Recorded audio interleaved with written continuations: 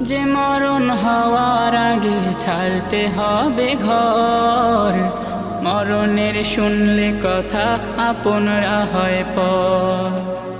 যে মরণ হওয়ার আগে চিকিৎসাও নাই, রেখে আমায় জেলখানাতে সব যাবে পালাই।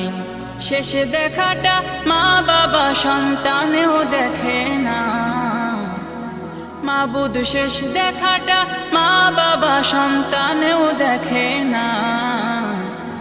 এমন মরণ মাওলা তুমি কাউকে দিও না, এমন মরণ মাওলা তুমি কাউকে দিও না।